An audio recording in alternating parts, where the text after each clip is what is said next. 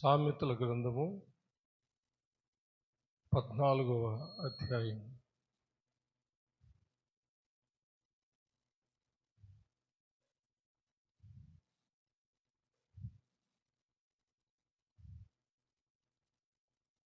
పన్నెండవ వచనాన్ని చదువుకుందాం. ఒకని ఎదుట సరి అయినదిగా కనబడు మార్గము కలదు, అయితే తుదకు అది మరణమునకు త్రోవ తీయును. దేవుడు తన పరిశుద్ధ వాక్యమును మన ఆత్మీయ మేళ నిమిత్తమై మన వెనుకలో దీవించునుగాక. ఆమేన్. అందరూ కళ్ళు మూసుకునండి, తల ఉంచండి, ప్రార్థన చేసుకున్నాం.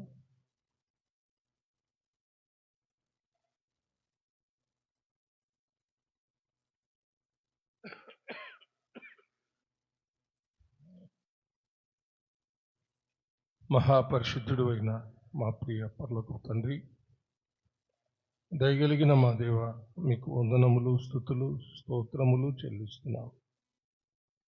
మీ దీన దాసుడినైన నన్ను మీ సిలువ చాటున మరుగు చేసుకొని నాతోనూ మా అందరితోనూ మాట్లాడమని క్రీస్తు పేర వేడుకొంచున్నాం తండ్రి. ఆమేన్. హల్లెలూయా. నోవహు దేవునితో కూడా నడిచాడు. మన అంశంలోకి మరలా వస్తున్నాం. పోయిన వారం బల్లారాధన కాబట్టి అందుకు తగినటువంటి వర్తమానం మనం విన్నాం. మనం వదిలిపెట్టిన అంశంలోకి మరలా ఇప్పుడు మనం వచ్చాం. నోవహు దేవునితో కూడా నడిచాడు. దేవుని మాట విని దేవుడు సెలవిచ్చిన మాట ప్రకారం యావత్తు చేశాడు. ఆ తరంలో దేవుని కృప పొందుకున్నాడు. దేవుని కృప. మనం కూడా దేవుని కృప పొందుకోవాలి. హల్లెలూయా. ఆ తరంలో నిందారహితుడుగా ఉన్నాడు. దేవునితో కూడా నడిచాడు. నీతిమంతుడు. దేవుడు సెలవిచ్చిన మాట ప్రకారం యావత్తు చేసి దేవుని యొక్క అనుగ్రహం పొందుకున్నాడు. దేవుని యొక్క కృప పొందుకొని ఆ మహాజల ప్రళయం అనే దేవుని యొక్క న్యాయ తీర్పు లేక ఉగ్రత నుంచి తను, తన భార్య, తన ముగ్గురు కుమారులు, ముగ్గురు కోడళ్ళు రక్షించబడ్డారు.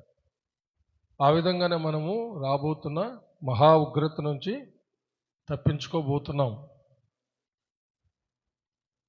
దానికి సిద్ధపడుతున్నాం. నోవహు ఎలా సిద్ధపడ్డాడో అలాగే మనం కూడా సిద్ధపడాల్సి ఉంది. హల్లెలూయా. అందుకని కొన్ని లేఖనాలు మనము చూస్తూ ఉంటున్నాం. ఇప్పుడు మనం చదివినటువంటి వాక్య భాగంలో దేవుడు ఇచ్చినటువంటి అత్యధికమైన జ్ఞానముతో సొలొమోను రాజు అంతటి జ్ఞానవంతుడు ఈ భూమి మీద లేడనమాట. అప్పుడు లేడు, ఇప్పుడు కూడా లేడు. ఒకవేళ సొలొమోను రాజు కంటే గొప్పవాడు ఎవరైనా ఉన్నారంటే యేసయ్య అన్నమాట. అంతే. యేసయ్య చెప్పాడు అన్నమాట, సొలొమోను కంటే గొప్పవాడు ఇక్కడ ఉన్నాడు అని. అంటే యేసుప్రభువే. అంతే. యేసుప్రభువే జ్ఞానమై ఉన్నాడు. యేసుప్రభువే జ్ఞానమై ఉన్నాడు. సొలొమోను రాజు దేవుడిచ్చిన జ్ఞానంతో ఈ సూర్యుని కింద ఈ భూమండలంలో జరిగేటటువంటి అన్ని విషయాలు ఆయన చాలా స్పష్టంగా పరిశోధించి ఆయన తెలుసుకొని వాటిని ప్రజలకు తేలికగా అర్థమయ్యేటట్టు సామెతల రూపంలో రాశాడు అనమాట. ఇట్లా సామెతల రూపంలో రాశాడు. అది ఈ సామెతల గ్రంథం. అంటే చదివే వాళ్ళు ఈజీగా అర్థం చేసుకునేదానికి సామెతలుగా ఆయన చక్కగా దేవుడిచ్చిన జ్ఞానంతో రాయడం జరిగిందనమాట. ఇప్పుడు మనం చదివినటువంటిది ఒకని ఎదుట సరి అయినదిగా కనబడు మార్గం కలదు, అయితే తుదకు అది మరణమునకు త్రోవ తీయును. మనుషులమైన మనము ఎంచుకునేటటువంటి మార్గాలు మన ఎదుట మనము ఉంచుకొని నడుస్తున్నటువంటి మార్గాలు మనకు సరైనవిగానే కనపడతాయి అన్నమాట. సరైనవిగా కనబడతాయి. ఒకవేళ ఎంతమంది అయినా అనుభవం కలిగిన వాళ్ళు అయినా నువ్వు నడిచే మార్గం సరైనది కాదన్నా కూడా వినలేరు. ఏం చేయలేరు? వినలేరు. కొంతమంది అయితే చాలా వెటకారంగా, గర్వంగా, మన భాషలో చెప్పాలంటే పెడద్రంగా, మాకు తెలిసిలేపోయా, మేము మంచి మార్గంలోనే నడుస్తున్నాము, మాకు భలే చెప్పొచ్చావు అని అంటారు. పెడద్రంగా మాట్లాడతారు, గర్వం, అతిశయంగా.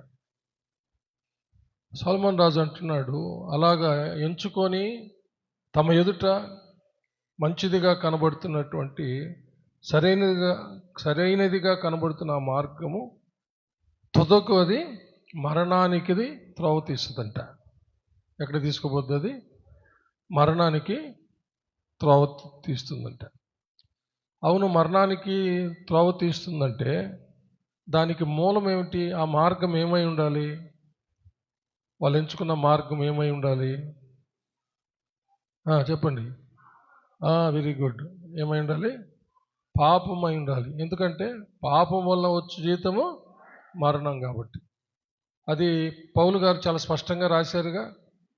రోమాపత్రిక 6వ అధ్యాయము చివరి వచనంలో చాలా స్పష్టంగా రాశారు. 23వ వచనం, రోమాపత్రిక 6:23 చదవండి. ఏలయనగా పాపం వలన వచ్చు జీతము మరణము, అయితే దేవుని కృపావరము మన ప్రభువైన క్రీస్తు యేసునందు నిత్య జీవము. చూసారా? పాపం వలన వచ్చు జీతము మరణం. కాబట్టి వాడికేమో అది సరైనదిగా కనబడుతుంది, దాంట్లో నడుస్తున్నాడు. అయితే అది తుదకు ఎక్కడికి తీసుకుపోతుంది? మరణానికి. అయితే వాడికి తెలియదు, అది పాప మార్గం అని వానికి తెలియదు. అయితే మనకు వాక్యం తెలిసినటువంటి నీకు నాకు మాత్రము ఒక మార్గము మరణానికి తీసుకొని పోతుంది అని అంటే ఆ మార్గము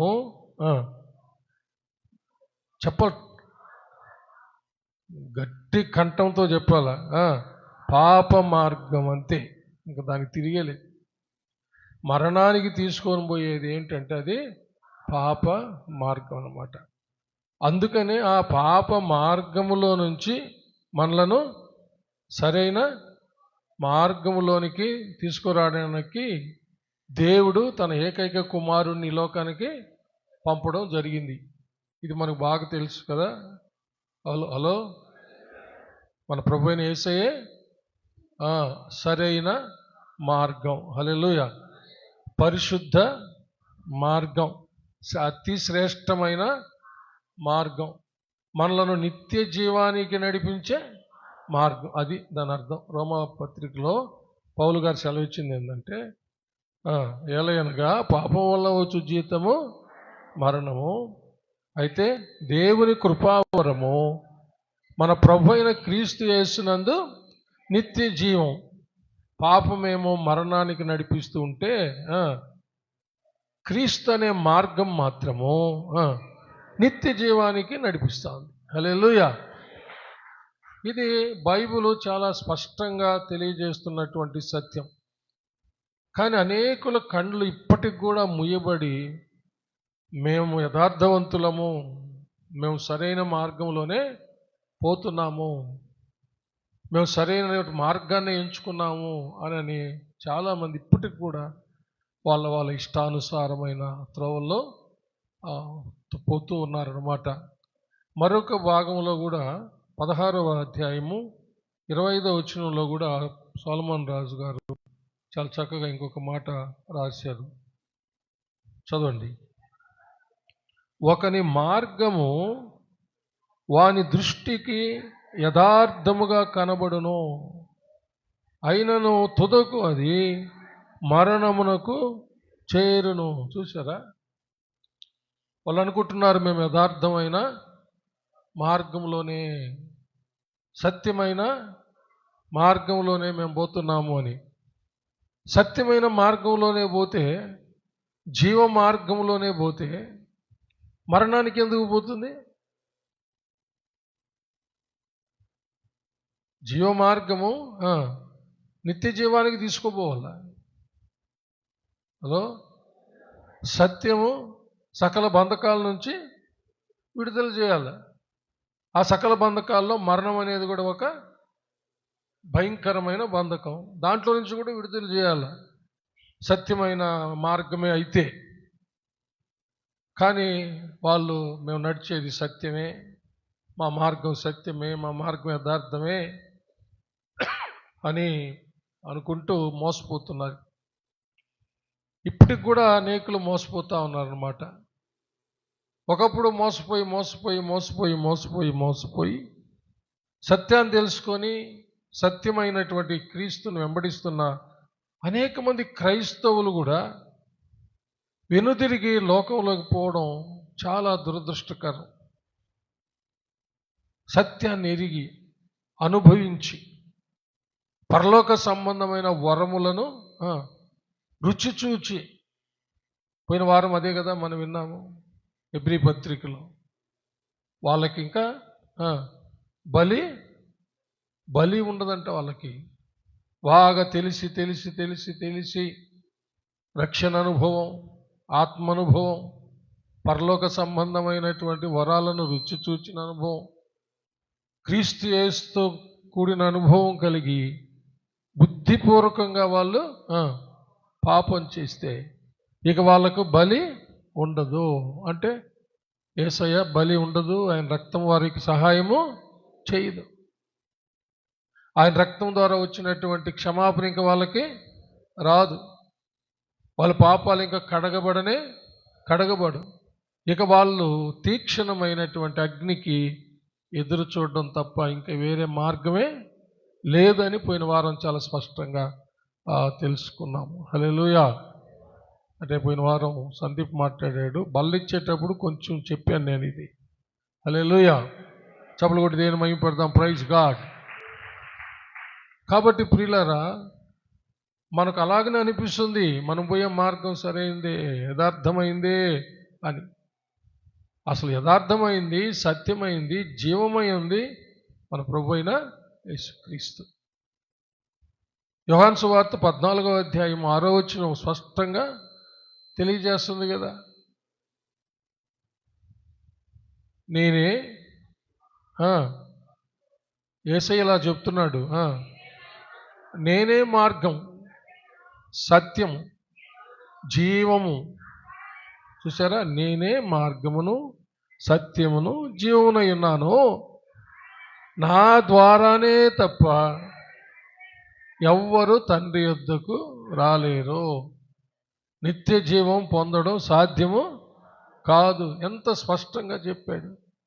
సత్యాన్ని అక్కడ పెట్టుకొని పిలాతు సత్యం అంటే ఏంటి అని అడిగాడు. ఎవరిని? సత్యాన్నే అడిగాడు అనమాట. ఎవరిని అడిగాడు? సత్యాన్ని ఎదురుగా పెట్టుకొని, యేసు ప్రభుని ఎదురుగా పెట్టుకొని సత్యం అంటే ఏంటి అని అడిగాడు అనమాట. అందుకనే సత్యము అని అంటే యేసుక్రీస్తు. హల్లెలూయా.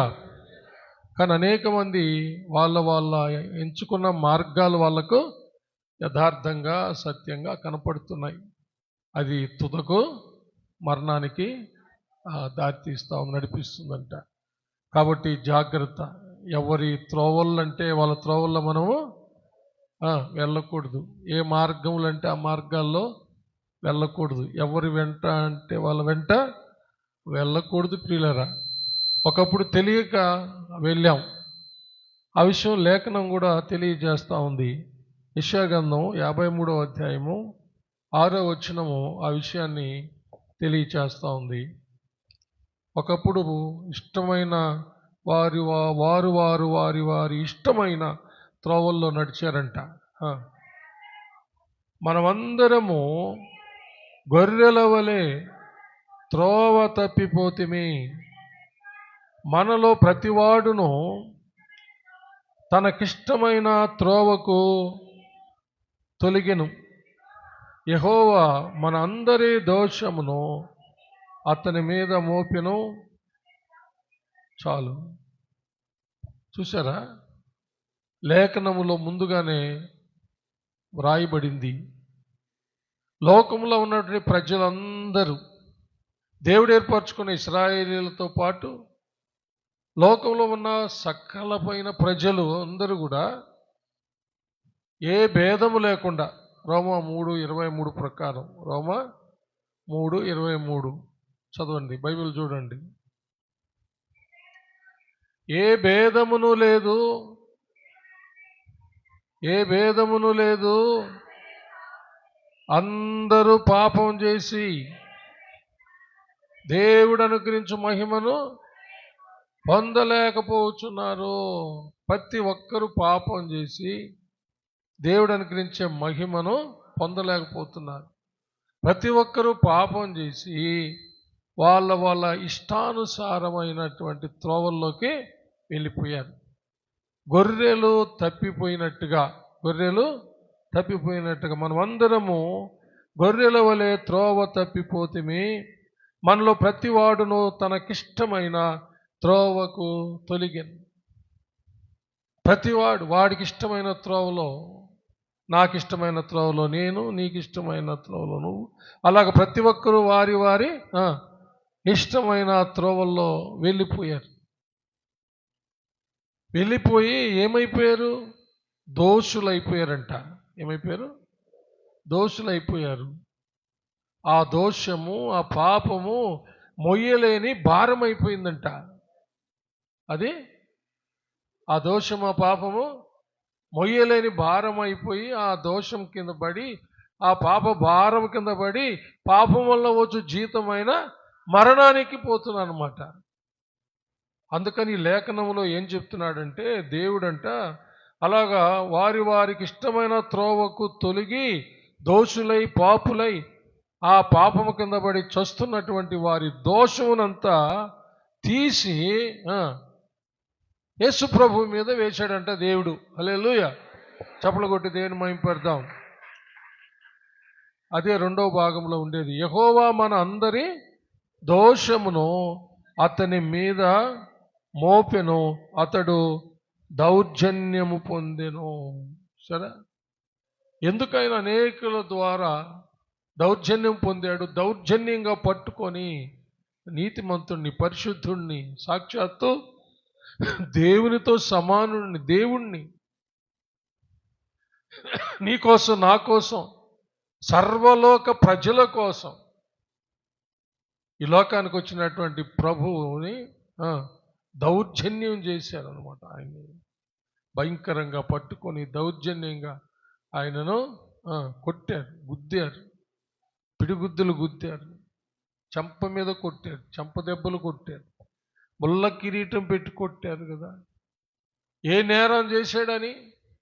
మన దోషాలు ఆయన మీద మోపబడ్డాయి. దానికి మనకు బదులుగా చేతుల్లో మేకులు, కాళ్ళల్లో మేకులు, వీపంతా కొరడా దెబ్బలు, నాగటి చాళ్ళ వలె దున్నబడ్డాయంట. ప్రక్కలో బల్లిపోటు, అవమానించబడ్డాడు, దూషించబడ్డాడు, దౌర్జన్యానికి గురయ్యాడు. ఏం చేశాడని? ఏం పాపం చేశాడని? ఆయనలో పాపం ఉందని ఎవరు రుజువు చేయగలిగారు? ఈ విధంగా దౌర్జన్యానికి గురి చేసి ఆయన మరణానికి అప్పగించటానికి. పాపం చేస్తేనే మరణశిక్ష. ఏ పాపం లేనటువంటి ఈ యొక్క దేవుని గొర్రె పిల్లకు ఎందుకు మరణశిక్ష? ఎందుకు ఆ ఘోర శిలువ శిక్ష? మనమందరం మన ఇష్టానుసారమైన త్రోవల్లో తొలగిపోయి పాపం చేసి దోషులమై పాపాన్ని మూటగట్టుకొని, సకల దోషాన్ని మూటగట్టుకొని దాన్ని మొయ్యలేక దాని కింద పడి చస్తూ ఉన్నటువంటి నిన్ను, నన్ను, మనలను, సర్వలోక ప్రజలను విమోచించడానికి, విముక్తి కలుగ చేయడానికి దేవుడు తన ఏకైక కుమారుణ్ణి పంపించి ఆయన మీద మన పాప భారమంతా తీసి ఆయన మీద వేసి, మనకు బదులుగా ఆయన మన పాపాల విషయమై మన శాపాల విషయమై ఆయన శాపగ్రాహి అయి పాపముగా చేయబడి ఆయన సిలువలో మరణించాల్సి వచ్చింది కదా. పిలాతు చేతులు కడుక్కున్నాడు ఆయనలో ఏ దోషము లేదని. హెరోదు రాజు ఆయనలో ఏ పాపం నాకు కనబడలేదని పంపించేశాడు. ప్రధాన యాజకులు ఏ దోషం కనుక్కున్నారు ఆయనలో?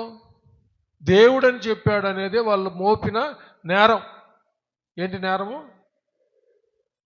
మనుషుడై ఉండి దేవుడని చెప్పుకున్నాడు, అందుకే సిలువేయాల అని చెప్పారు.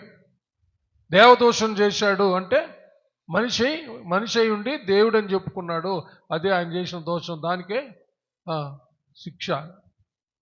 సరే, మీ పాటికి మీరు పోయి మీ ధర్మశాస్త్రం ప్రకారం ఆయన్ని శిక్షించుకోండి అంటే భయంకరంగా ప్రజలకు ఏమేమి చేశారో, డబ్బులు ఇచ్చి ఏమేమి చేశారో అందరినీ రెచ్చగొట్టి సిలువ వేయండి అని కేకలు వేపించారు. ప్రధాన యాజకులు శాస్త్రులు, పరిసయ్యులు, ఆ సన్హెద్రిన సభ, ఆ మహాసభ వాళ్ళంతా, యూదుల మహాసభ వాళ్ళంతా అందరిని రెచ్చగొట్టి ఎన్ని ప్రయత్నాలు చేశారో, ఎంతెంత డబ్బులు ఇచ్చారో. యేసుప్రభు పునరుద్ధానుడు అయిన తర్వాత జరిగింది తెలుసు కదా. డబ్బులు ఇచ్చి సిపాయిలకి యేసుప్రభు లేయలేదు, మేము ఆడ కావలు కాసేవాళ్ళమి, వాళ్ళ శిష్యులు ఎత్తుకొని పోయారని చెప్పి డబ్బులు ఇచ్చి చెప్పించారండి.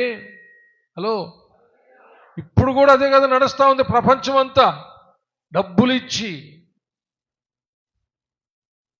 ఆ రోజు కూడా అదే.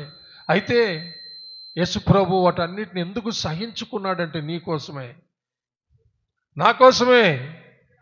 మన ఇష్టానుసారమైన త్రోవల్లో వెళ్ళి నశించిపోయిన నీకోసము, నా కోసం, మన కోసం, సర్వ లోక ప్రజల కోసం.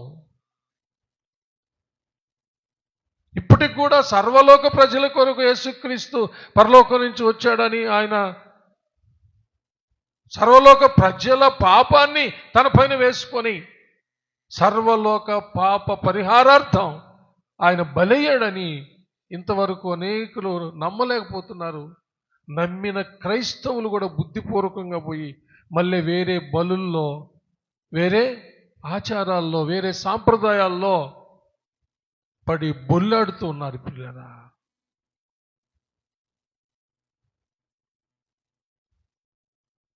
కుక్క కక్కిన వాంతికి తిరిగి పోయినట్టుగా పంది మరలా వెళ్ళి బురదలో పొర్లాడినట్టుగా అనేక మంది క్రైస్తవులు బాగా ప్రభువును ఒకప్పుడు మహింపరిచిన వాళ్ళు, ప్రభునామమును అద్భుతాలు చేసినటువంటి వాళ్ళు ఎంతోమంది అలా అయిపోవడం చూస్తున్నాం. చాలా దుఃఖకరమైన విషయం. అలాగ జరగకుండా మనం జాగ్రత్త పడాలి, ప్రార్థన విజ్ఞాపనలు చేసుకోవాలి పిల్లలు. మనము కలిగిన రక్షణను గట్టిగా పట్టుకోవాలి. హల్లెలూయా, చప్పట్లు కూడా దేని మహింపడతాం. అందుకనే పౌలు గారు కూడా ఈ విషయాన్ని చాలా తేటగా వ్రాయడం జరిగిందండి. కొరింథీయులకు రాసిన 2వ పత్రిక 5వ అధ్యాయము 19వ వచనం చూస్తే పౌలు గారు కూడా ఈ సత్యాన్ని ఎంతో చక్కగా కొరింథీ సంఘానికి తెలియజేయడం మనం చూస్తాం. అదేమనగా దేవుడు వారి అపరాధములను వారి మీద మోపక క్రీస్తునందు లోకమును తనతో సమాధానపరుచుకొనుచు ఆ సమాధాన వాక్యమును మనకు అప్పగించెను. హల్లెలూయా. అదేమనగా దేవుడు వారి అపరాధములను వారి మీద మోపక. ఎవరి మీద మోపాడు? మన అపరాధములను, మన దోషములను, మన పాపములను మన మీద మోపలేదంట. పౌలు గారు ఎంత చక్కగా చెప్తున్నారు చూసారా. మన మీద మోపలేదంట. మన మీద మోపితే మనం ఏమైపోతాం? పాపం వల్ల వచ్చే జీతము మరణం. అయితే దేవుడు ఎంత ప్రేమగల దేవుడు, మన మీద మోపకుండా వాటన్నిటినీ తీసి క్రీస్తు మీద మోపి మన కోసం ఆయనను బలి చేశాడు. హల్లెలూయా. చప్పట్లు కొట్టి దేవుడిని మహిమపరుస్తాం. Praise lord. అందుకనే కదా యోహాను సువార్త 3:16 ఏం చెప్తుంది? దేవుడు లోకమును ఎంతో ప్రేమించెను, కాగా ఆయన తన అద్వితీయ కుమారునిగా పుట్టిన వాని యందు విశ్వాసముంచు ప్రతివాడు నశింపక నిత్య జీవం పొందినట్లు ఆయనను అనుగ్రహించిన. ప్రతివాడు, ఆ మాట అండర్లైన్ చేసుకోవాలి ఆ వాక్యంలో. ఏంటి ప్రతివాడు అంటే? లోకంలో ఉన్న ప్రతివాడు, లోకంలో ఉన్న ప్రతి ఒక్కరి కోసం ప్రభు వచ్చాడు. ఇది ఎవరు ఒప్పుకున్నా ఒప్పుకోకపోయినా సత్యము సత్యమే, సత్యము సత్యమే, సత్యము సత్యమే మాటికి అంతే. హల్లెలూయా. 100% సత్యం. అందుకనే క్రీస్తు సువార్త ప్రపంచవ్యాప్తంగా ప్రకటించబడుతుంది. ప్రపంచవ్యాప్తంగా క్రీస్తు అనే సత్యములోనికి ప్రజలు వచ్చేస్తున్నారు. క్రీస్తు అనే మార్గములోనికి ప్రజలు వచ్చేసి, మాట్లాడండి, క్రీస్తు అనే మార్గములోనికి వచ్చేస్తున్నారు. యూదా దేశంలో యెరూషలేము, యూదయ, గలిలయ ప్రాంతంలో 12 మంది శిష్యులను ఏర్పరచుకున్నటువంటి ప్రభు సంఘం, హల్లెలూయా, ప్రభు యొక్క సంఘము ప్రపంచవ్యాప్తంగా ఎలా విస్తరించింది? అసలు మనకు పాలస్తీనా దేశస్తులకి, ఆ కనాను దేశస్తుల, ఆ హెబ్రీయులకి ఏం సంబంధం? మనం మన ఇష్ట దైవాలను కొలుచుకుంటున్నాం. మన ఇష్టమైన త్రోవల్లో మనం పోయాం. ఇష్టమైన మతాలు ఏర్పరచుకున్నాం, ఇష్టమైన కులాలు ఏర్పరచుకున్నాం, కులానికి ఒక దేవుడిని ఏర్పరచుకున్నాం, ఆ దేవునికి ఒక మతం ఏర్పరచుకున్నాం, మత సిద్ధాంతాలు కట్టుబాట్లు ఏర్పరచుకొని మన ఇష్ట ప్రకారం మనం పోతా ఉన్నాం అన్నమాట. దేవుడు అంటే హెబ్రీలకే దేవుడు, అంటే యూదులు ఇశ్రాయేలీలకే దేవుడు, నిజదేవుడు. మనకు లోకంలో దేవుడు లేడు, మనం ఏర్పరచుకున్న దేవుళ్ళే అందరూ. ఎవరికి ఇష్టం వచ్చిన త్రోవలో పోవడం, ఎవరికి ఇష్టమైన మతాన్ని ఏర్పాటు చేసుకోవడం, ఎవరికి ఇష్టమైన కులాన్ని ఏర్పరచుకోవడం, ఆ కులానికి ఒక దేవుడు ఏర్పరచుకోవడం, పూజించుకోవడం. మనుషుల యొక్క చేత దేవుడు సృష్టించబడతాడా? మన దేవుని చేత మనుషులు సృష్టించబడతారా? చెప్పండి. హలో, మనుషులు సృష్టించుకున్న వాళ్ళు దేవుడు ఎట్టవుతారు? ఒక సృష్టించబడిన వస్తువుకి తండ్రి ఎవరంటే దాన్ని సృష్టించిన వాడు. ఈ పర్సన్ నేను కనిపెట్టాను అనుకోండి, ఈ పర్సన్ నేను తయారు చేసుకున్నా, దీనికి నేను సృష్టికర్తను. నేను దీనికి ఇలా నేను చేసుకొని దీనికి సృష్టికర్తనైన నేను పోయి దీని ఎదుట మోకాల్లోంచి నమస్కరించడం అర్థం ఏంటి? ఆ పర్సన్ ఆడ పెట్టుకొని ఆ పర్సన్ దేవుడుగా, ఓ మనీ పర్సు, నువ్వు లేకపోతే నాకు డబ్బులు లేవు అని ఆ పర్సన్ మొక్కడం ఏమర్థం? ఎంత అర్థం అది? దానికి ఏమన్నా అర్థం ఉందా? తయారు చేసుకున్నవాడు, తయారు చేసిన దానికి సృష్టికర్త. అలాంటి వాడు పోయి మళ్ళీ దానికే సాగిలపడి నువ్వే నా దేవుడు, నువ్వే నా దేవత అని నేను తయారు చేసిన ఈ పర్సుకే నేను మొక్కుకుంటా కూర్చున్నా. ఎంత అజ్ఞానము! మీకు అర్థమైందా? హలో, నేను తయారు చేసుకున్న దాని ఎదుట నేను సాగిలపడి మొక్కుతూ ఇదే నా దేవుడు, నా దేవత, నన్ను కాపాడంటే తను తయారు చేసుకున్న ఈ పర్సు కాపాడుతుందా? ఆ పర్సుకి ఏదైనా కావాలంటే, దాన్ని రిపేర్ చేయాలంటే, దాన్ని బాగు చేయాలంటే, దాన్ని కనిపెట్టినా, దాన్ని సృష్టించినా ఆ సృష్టికర్త వల్లే అవుతుంది కదా. అవునా కదా? చెప్పండి. హల్లెలూయా, దేవునికి మహిమ కలుగును గాక. అలాంటి అజ్ఞానమైనటువంటి త్రోవల్లో వెళ్ళిపోతూ సత్యము లేనటువంటి బ్రతుకులు బతుకుతున్న మన బ్రతుకుల్లో మన ప్రభు అయినటువంటి యేసుక్రీస్తు ఈ లోకానికి పంపబడ్డాడు. హల్లెలూయా. పంపబడ్డాడు. చప్పట్లు కొట్టాలా? హల్లెలూయా. ఎక్కడి నుంచి పంపబడ్డాడు? పరలోకం నుంచి భూలోకానికి పంపబడ్డాడు. ఆత్మస్వరూపైనటువంటి మన ప్రభు మానవుడుగా వచ్చాడు, శరీరధారిగా వచ్చాడు. మనకు తెలుసు మనం క్రైస్తవులం కాబట్టి, కానీ క్రైస్తవేతరులకి ఇంకా తెలియదు. ఎలా శరీరం ధరించుకొని వచ్చాడు? కన్యకైన మరియ గర్భం ద్వారా మానవ శరీరాన్ని అమర్చుకొని వచ్చాడంట. హల్లెలూయా. చప్పట్లు కొట్టాలా? అమర్చుకొని లేక ధరించుకొని. ఎవరి కోసం? నీ కోసం, నా కోసం బలి అవ్వడానికి. శరీరం లేకుండా బలి అవ్వడం సాధ్యం కాదుగా. ఆత్మకు శరీరం ఉండదు, ఆత్మ బలి అవ్వడం సాధ్యం కాదు.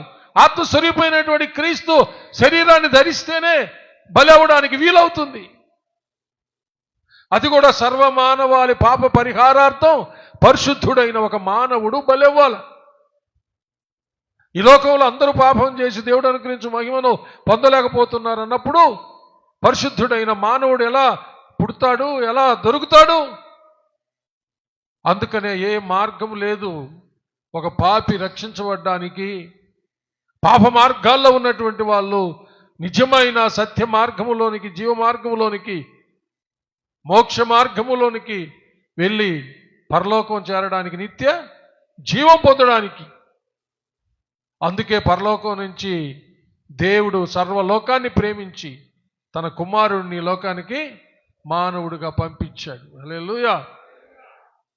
ఆయన రాకముందు అనేక మంది ప్రవక్తలు, రాజులు, ప్రవక్తినులు దేవుని గురించి మాట్లాడుతూ ఉన్నారు. దేవుడు చెప్పింది చెప్తా ఉన్నారు. దేవుడు ఇలా నడవమన్నాడు, దేవుడు ఇలా ఈ మార్గం చూపిస్తున్నాడు, రండి ఈ మార్గంలోకి రండి, దేవుని మాట వినండి, దేవునికి లోబడండి అని వాళ్ళు చెప్తూనే ఉన్నారు. దేవుడు వాళ్ళని పంపించి వాళ్ళ ద్వారా చెప్పిస్తూనే ఉన్నాడు. వింటున్నట్టే ఉన్నారు. మళ్ళీ పోయి వాళ్ళ ఇష్టానుసారమైన మార్గాల్లో పోతున్నారు.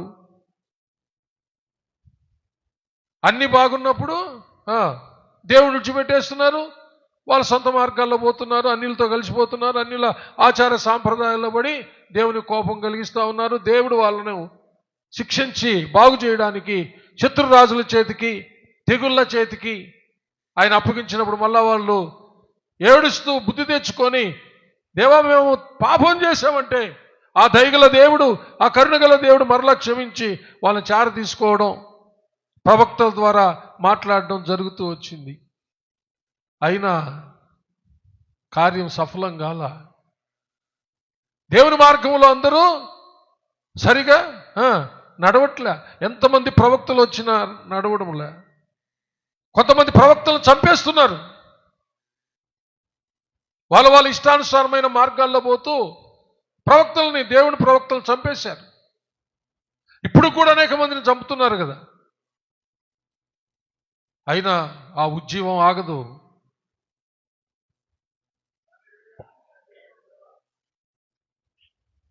నేనే చెప్పుకొని పోతున్నానేమో. ఏం చెప్పాము ఇప్పుడు? మిమ్మల్ని ఎందుకు చప్పట్లు కొట్టలేదని ఆగాను. ఉజ్జీవం ఆగదు.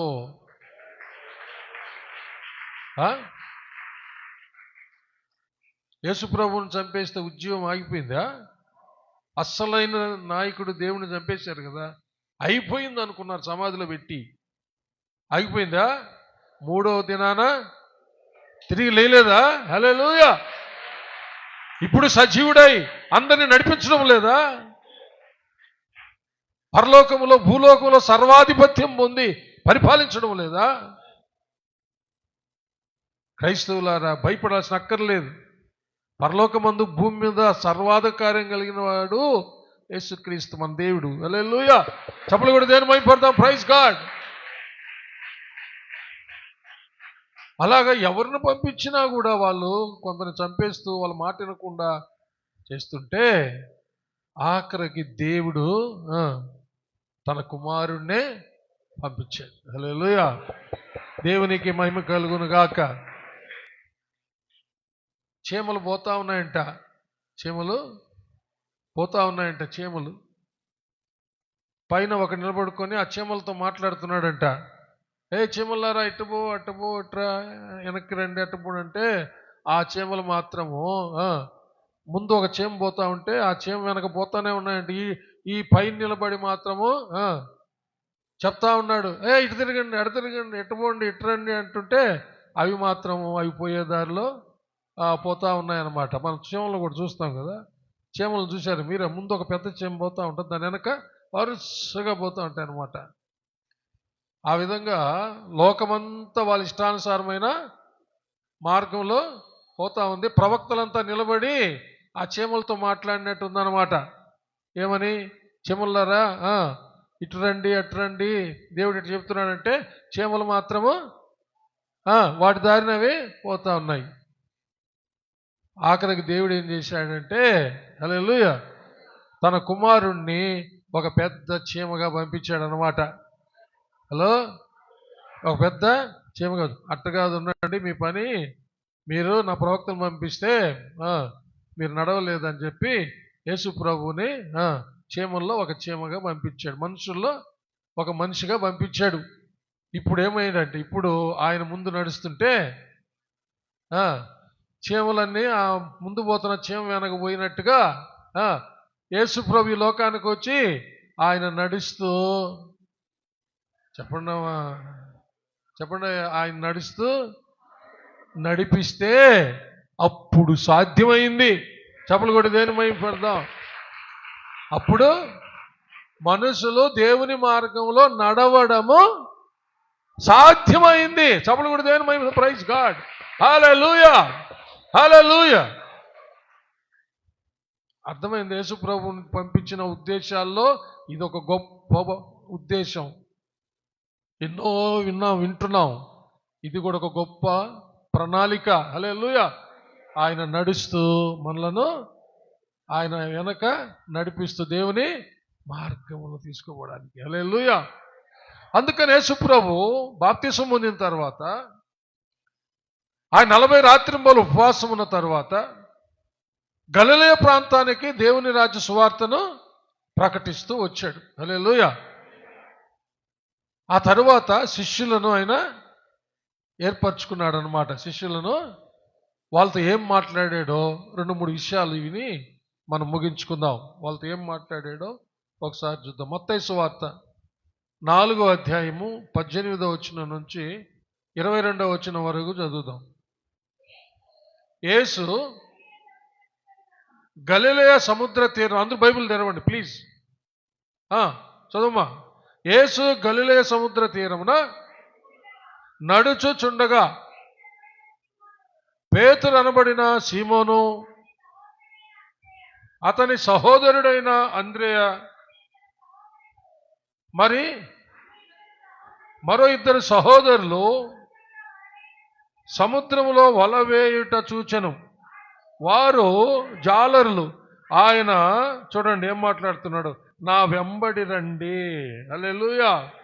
అందరూ చెప్పండి, నా వెంబడి రండి. చెప్పాలి అందరూ, నా వెంబడి రండి, నేను మిమ్మును మనుషులను పట్టు జాలరునుగా చేతునని వారితో చెప్పాను. వెంటనే వారు తమ వలలు విడిచిపెట్టి ఆయనను వెంబడించిరి. ఆయనను వెంబడించి చప్పలు కొట్టాలి. హల్లెలూయా. ఆయన అక్కడ నుండి వెళ్ళి జబదయి కుమారుడైన యాకోబు, అతని సహోదరుడైన యోహానను, మరి 2 సహోదరులు తమ తండ్రి అయిన జబదయి యొద్ద దోణిలో తమ వలలు బాగు చేసుకొనిచుండగా చూచి వారిని పిలిచెను. వెంటనే వారు తమ దోణిను తమ తండ్రిని విడిచిపెట్టి ఆయనను వెంబడించిరి. చూశారు ఎలా జరిగిందో. హల్లెలూయా. ఆయన వచ్చి ఆయన వాళ్ళని పిలిచినప్పుడు వాళ్ళు ఆయనను నన్ను వెంబడించండి అని ప్రభువే చెప్పాడు. హల్లెలూయా. ప్రవక్తలంతా దేవుణ్ణి వెంబడించండి అని చెప్పారు. ఇప్పుడు ఆ దేవుడే తన కుమారుని పంపించి శరీరధారికి వచ్చినప్పుడు ఏమంటున్నాడు, నన్ను వెంబడించండి. హల్లెలూయా. చప్పలు కొట్టి దేని మహిమ పెడతాం. దేవుణ్ణి వెంబడించండి అని చెప్పిన పని సఫలం కాల. యేసుప్రభు మానవుడిగా వచ్చి ఆయన పిలిచి నన్ను వెంబడించండి అంటే అది సక్సెస్ అయింది, సఫలమైంది. ఎందుకంటే ఆయనే దేవుడు కాబట్టి. హల్లెలూయా. ఆయనలో ఆ శక్తి ఉంది కాబట్టి చప్పలు కొట్టి దేవుడిని మహిమపడదాం. హల్లెలూయా. అలాగనే 9వ అధ్యాయము 9వ వచనం కూడా చూడండి.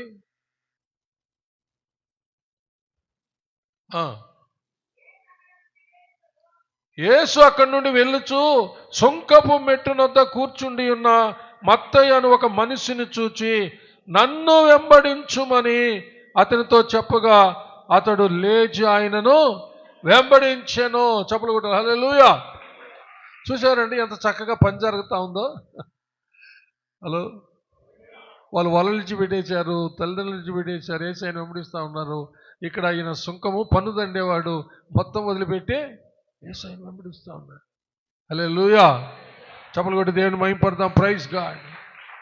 అంటే దేవుడు మానవుడుగా వచ్చి మనుషుల ముందు నడుస్తూ నడిపించినప్పుడే ఆ కార్యము సఫలమైందండి. హల్లెలూయా.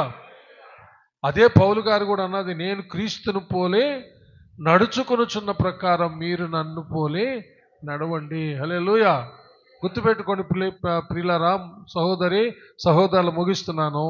మనము కూడా క్రీస్తు వలె నడిచినప్పుడే మనము మన కుటుంబాన్ని క్రీస్తు మార్గంలో నడిపించుకోగలం. హలో, అర్థమవుతుందా? హలో, ప్రతి ఒక్కరూ ఆలోచించండి. మనము క్రీస్తు వలె నడిచినప్పుడే పని జరుగుతుంది. హల్లెలూయా.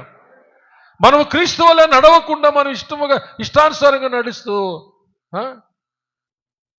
మీరు క్రీస్తుని పోలు నడవండి, మీరు క్రీస్తుని పోలు నడవండి, దేవుని మాట వినండి, దేవుని చిత్తాన్ని నెరవేర్చండి అంటూ చెప్తే ఎలా ఎలా ఎలా పని జరుగుతుందండి?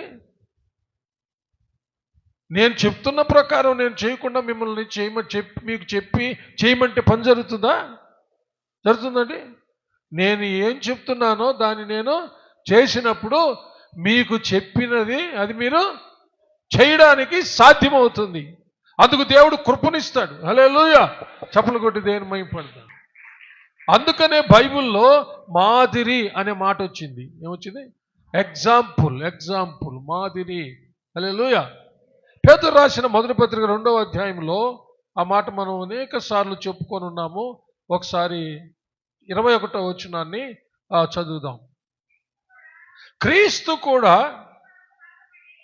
మీ కొరకు బాధపడి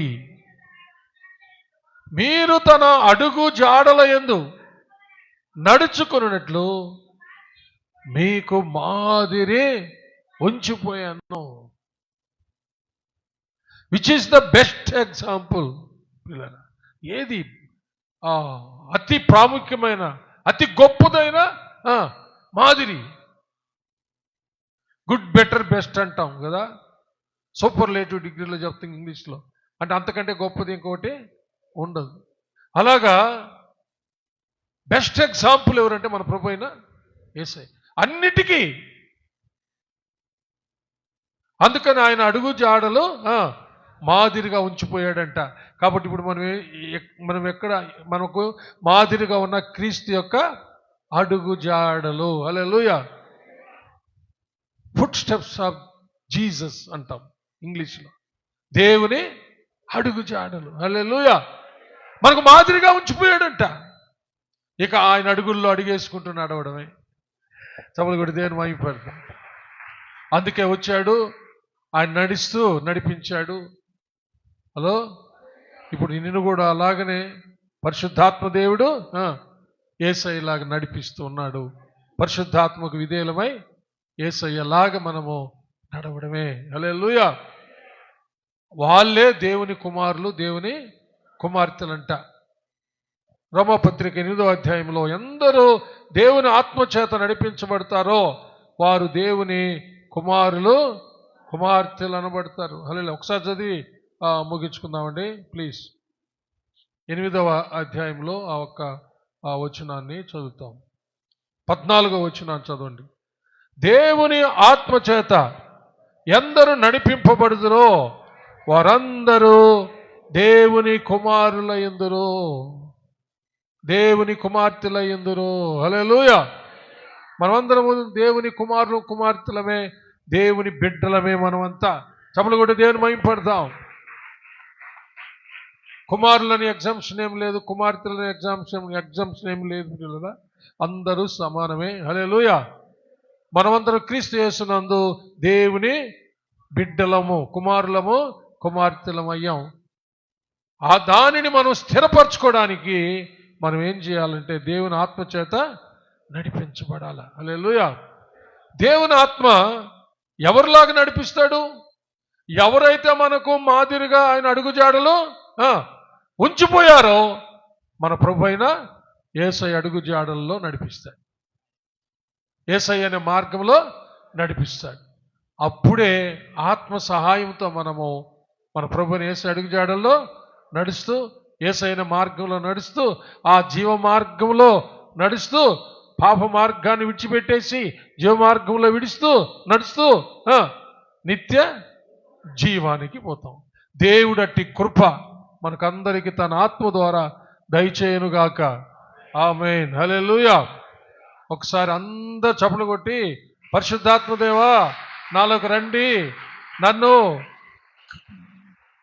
దేవుని కుమారుడు క్రీస్తు అడుగుజాడల్లో నడిపించండి అని చప్పట్లు కొట్టి ఆహ్వానించండి, పిలవండి. పరిశుద్ధాత్మదేవా రండి నా హృదయంలోకి, నాలో ఉండి నన్ను క్రీస్తు యొక్క అడుగుజాడల్లో, నా ప్రభు యొక్క, నా రక్షకుడు యొక్క, నా విమోచకుడు యొక్క జీవ మార్గం, పరలోక మార్గం, సత్య మార్గము, యథార్థమైన మార్గము ఆయన క్రీస్తు యొక్క మార్గములో, ఆయన అడుగుజాడల్లో నన్ను నడిపించండి అని పరిశుద్ధాత్మ దేవుణ్ణి ఘనంగా ఆహ్వానించండి ప్రియులారా. హల్లెలూయా. రండి పరిశుద్ధాత్మదేవా నా హృదయంలోనికి రండి అని పిలవండి. పరిశుద్ధాత్మదేవా ప్రతి వారి హృదయంలోనికి రండి నాయన, రండి రండి పరిశుద్ధాత్మదేవా. మాకు మాదిరిగా ఉంచిపోయిన దేవుని కుమారుడు మా ప్రియమైన ప్రభు అయిన క్రీస్తు యేసు అడుగుజాడల్లో మమ్మల్ని నడిపించండి. క్రీస్తు అనే మార్గం నడిపించి మాకు నిత్య జీవము మేము పొందుకునేటట్టు సహాయం చేయండి అని పిలవాలి ప్రియులారా. హల్లెలూయా. ప్రార్థించుకుందామా? ప్రతి ఒక్కరూ ఎలా నడుస్తున్నావు, ఏ మార్గాల్లో పోతున్నావు, ఎవరిని మాదిరిగా పెట్టుకున్నావు, ఎవరిని పూజిస్తున్నావు, ఎవరిని సేవిస్తున్నావు? సృష్టికర్తన, సృష్టించబడిన దాన్న? సృష్టికర్తను విడిచి సృష్టిని పూజించుచున్నటువంటి వాళ్ళు అజ్ఞానములో ఉన్నారు. సృష్టించబడినటువంటి సర్వస్వం సృష్టికర్తను సేవించాలి, సృష్టికర్తను పూజించాలి, సృష్టికర్తను ఆరాధించాలి, సృష్టికర్తను వెంబడించాలి. ఆయనే మన ప్రభు అయిన యేసుక్రీస్తు. హల్లెలూయా. ఓరి రాబా షక్కబరబా ఓరి రాబా షందరి దరంకరమూరి బాబా. ప్రార్థించుకుందాం ప్రియులరా. విన్న వాక్యాన్ని బట్టి ప్రేమ్ కుమార్ క్లుప్తంగా ప్రార్థన చేస్తాడు. పాస్టర్ ప్రేమ్ కుమార్. హల్లెలూయా. అందరూ మౌనంగా తలంచి పరిశుద్ధాత్మ దేవుని అప్పగించుకోండి. క్రీస్తు అడుగుజాడలో నడవాలి, క్రీస్తు మార్గంలో నడవాలి, క్రీస్తు అనే మార్గంలో. ప్రార్థన చేసుకుందాం. స్తోత్రం ప్రభా, దగ్గర మా తండ్రి, కృప కలిగిన దేవ యేసయ్యా, మీకు స్తోత్రం స్తోత్రం స్తోత్రం స్తోత్రం నాయన. అయా మీ వాక్యం ద్వారా నా తండ్రి నాయన మమ్మల్ని బలపరిచినందుకు స్తోత్రం ప్రభా. నాయన మాకు మంచిగా నాయన కనబడే మార్గం ఉంది, అది తుదకు నాయన మరణానికి నాయన దారితీస్తుంది ప్రభా. సెలవిచ్చారు ప్రభా. నాయన మాకు మంచిగా కనబడే మార్గం అది ఏదైనా ప్రభా మీకు స్తోత్రం. మీరు లేనిది అది ఏదైనా ప్రభా అది పాపముతో కూడింది ప్రభా.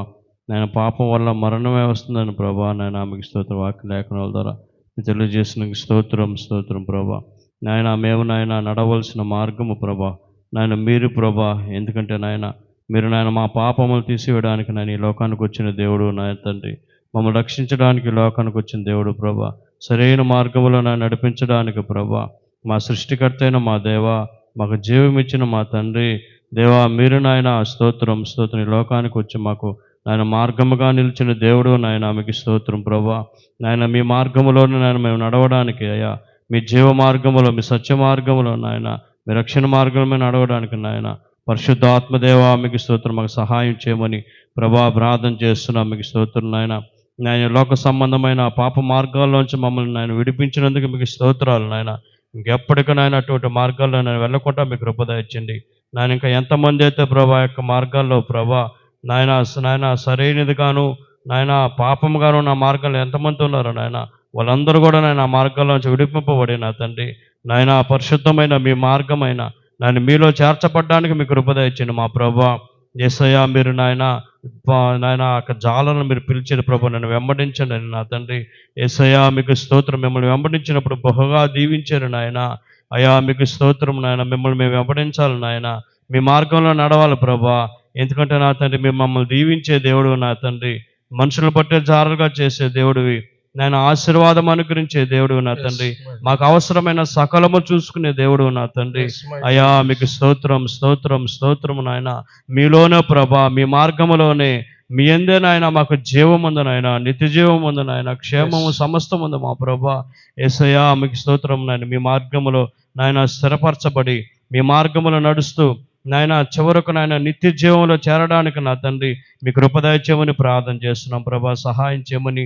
పరిశుద్ధాత్మదేవా నాయన మీ అభిషేకముతో నా తండ్రి మీ నడిపింపులో నాయన మమ్మల్ని స్థిరపరిచి మీ మార్గాల్లో మీ మహిమకరంగా నడిపించమని నా తండ్రి దేవా మీకు వందనాలు నా తండ్రి ఈ భాగ్యము నాయన మాకు అనుగ్రహించినందుకు నా తండ్రి మీకు స్తోత్రాలు చెల్లిస్తూ మీలోనే స్థిరపరిచి నడిపించమని యేసయ్య నామములో ప్రార్థన చేస్తున్నాం మా తండ్రి ఆమేన్.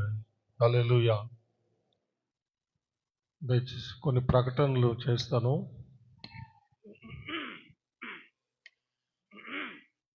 దయచేసి కొన్ని ప్రకటనలు సర్వశక్తి గల